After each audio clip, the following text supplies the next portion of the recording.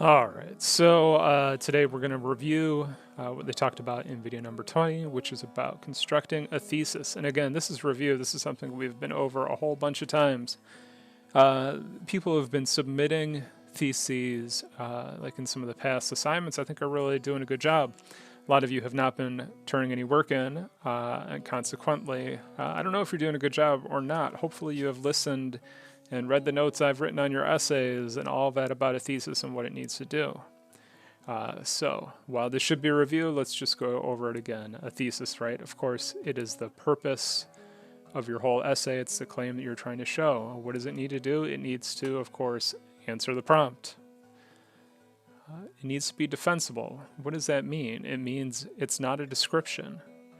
You don't have a thesis for an essay about Beloved that says that the character of Beloved has mysterious origins. Everyone knows that. So what, right? It has to answer that so what. It has to be something that you can build a defense for. And then the defense, right, you don't defend something that's obvious. It needs to include an interpretation, right, which is part of what I was just saying. So, if you're talking about the mysterious origins of Beloved, well, what do they lead to?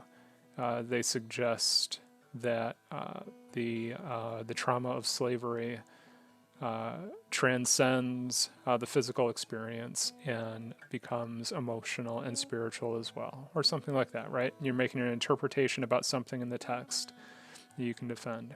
And finally, and they don't really make this one of their things in the video, though they do talk about it, is that it should acknowledge and name complexity. Every single AP Lit prompt, if it doesn't use the word complex, there is some complexity in it. Now, one of the tips you can do, you can just make sure you have one of those words that suggests complexity, and it's like a yet or a but or a however or a despite, right? Because complexity means you have two things that are not the same, and so there's some ambivalence to it. There's some ambiguity. You're not writing an essay about The Great Gatsby, and okay, Gatsby is in love with Daisy. It's a pretty simple emotion there. So where does the complexity come from?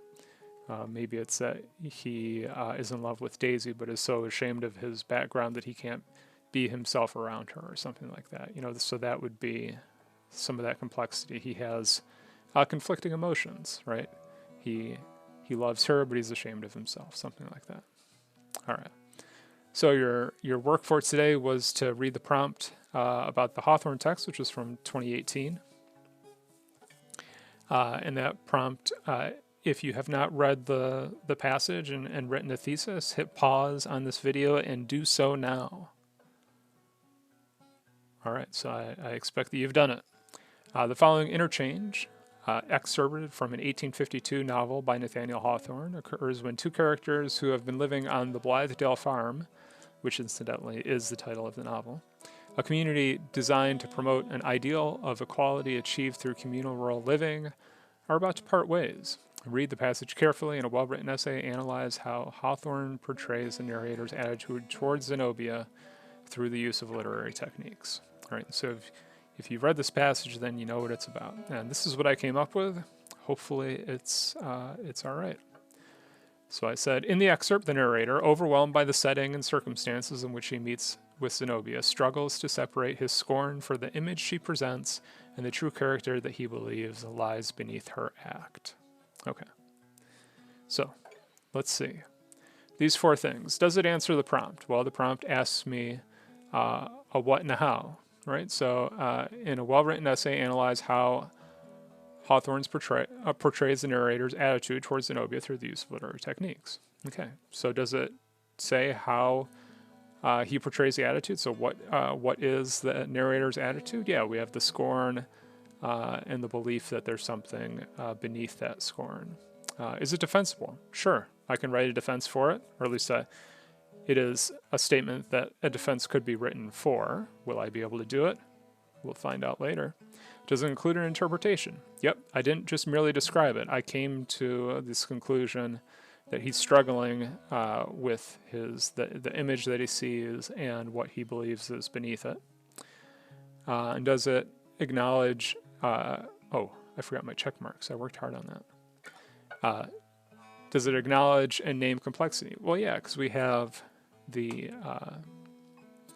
difference between his scorn and what he believes lies beneath, right? So he has these, you know, and the word struggle suggests that that's a bit of a struggle for him. He's also overwhelmed, right? So we have these three separate feelings that he has. And because they're not just simple feelings, right? Three separate ones, we see that complexity there, and it's named. We have the overwhelm, him being overwhelmed. We also have his scorn and his belief that something else lies beneath her act. So check. All right? Simple enough, and this is how we write a thesis. Okay, for tomorrow. First off, we have an assignment, right? It is for May 6th. Happy birthday to Nick and Huzair and me. All right, so watch AP video number 21, which is about developing claims to support a thesis. This is really about structuring your essay and the claims that you write in the essay itself. So going from your thesis to then the support of that thesis. It's an important one. Make sure you watch it. And then your assignment is going to be, and they talk about this in the video, to write and submit to me an outline in response to the Hawthorne prompt from 2018. If you don't have that prompt, it's in yesterday's assignment. Make sure you get it. All right. All right. I'll see you later.